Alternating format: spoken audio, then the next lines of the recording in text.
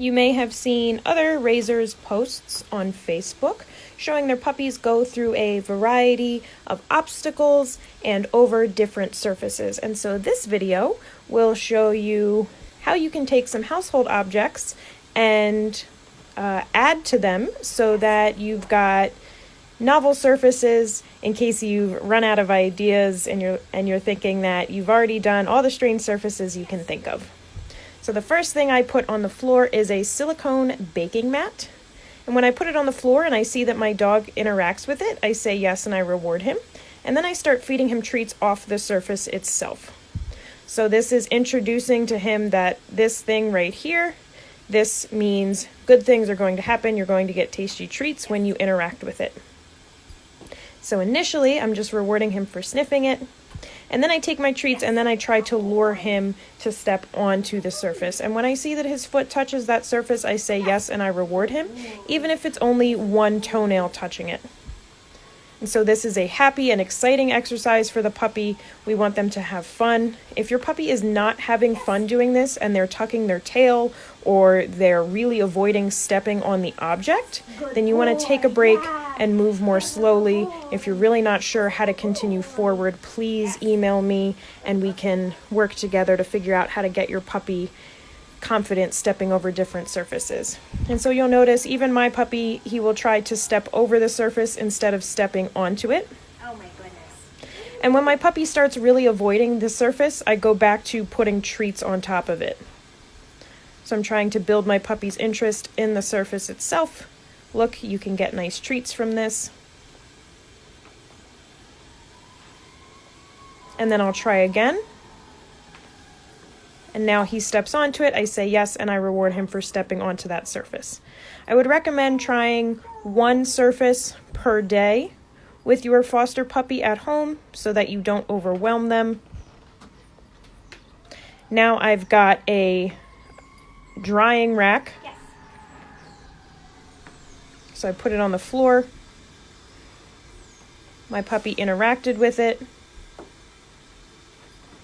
Now I lure him onto it. As soon as his foot touches it, I say yes, and then I reward him. Good boy. Yes, good boy.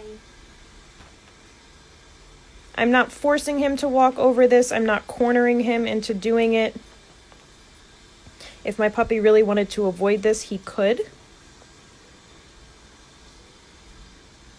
Notice I'm also taking my time. I'm not in any rush to get my puppy to step on this. So he can take a minute to chew, he can take a minute to sniff if he needs to.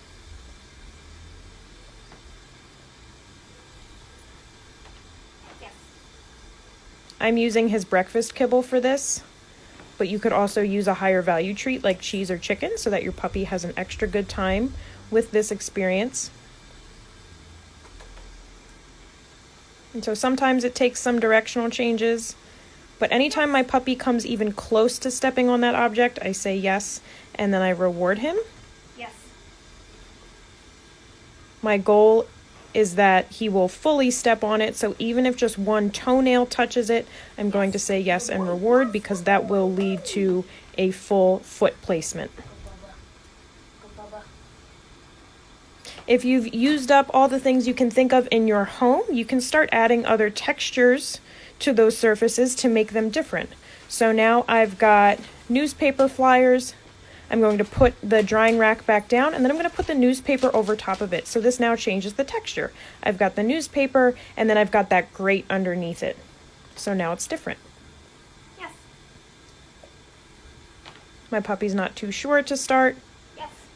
He steps over it. I could go back to putting treats onto the surface itself.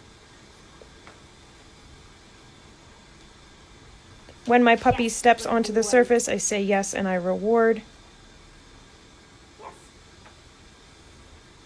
I can also throw my puppy a party. I could give him a toy for stepping onto the surface. Whatever my puppy finds rewarding. If you want to get really crazy with it, you could try parchment paper or aluminum foil, which is what I'm about to try. So I cut out a sheet of aluminum foil. First, I put it flat on the ground. Yes. Same process, I grab some treats. I reward my puppy for interacting with it. He sniffed it. That counts as interacting with it. I give him a chance to chew. And then I try to lure him over the tinfoil. Yes. And he steps on it with just a little bit of his foot. Yes. Good And then a full boy. foot. And I reward him for that. Good dog. As soon as my puppy's foot makes contact with the surface, that's when I want to say yes, because I want my puppy to make the association that you putting your foot on that is a good thing. You can see his paw print on the foil. Now I'm putting the foil over the drying rack. So again, I'm changing the texture because we've got the tin foil over the drying rack. So now it is a different texture than it was before. I put the new texture down on the floor. Yes. I get my puppy's attention again. And then we go through the exercise again. Yes. This time he steps right on the tinfoil because he had already previously stepped on it. Good boy. I say yes and I reward him. Good dog. The aim in changing up your surfaces is not to make it as crazy as possible, but just make it Yes. different. And so you want to go at your individual puppy's pace. Like I said earlier, I would recommend one surface at a time. So maybe one surface per day so that your puppy doesn't get overwhelmed. And if your puppy is acting scared or really nervous, you don't want to force them to do it. Come here. You can throw your puppy a party and put a bunch of surfaces down on the floor, Yes, pet good them, boy. make it a game. Good boy. You could throw toys over the surfaces for your puppy to fetch so that they've got more than one thing to step on. Yes, good boy. These are all surfaces I've already introduced, so that's why I can do them as a group. Yes, good boy. And if your puppy happens to grab something that they shouldn't, you can go back to the trade video Yes, and good work boy. on trade with your foster puppy. So those are some ideas for how to change up the novel surfaces you expose your puppy to.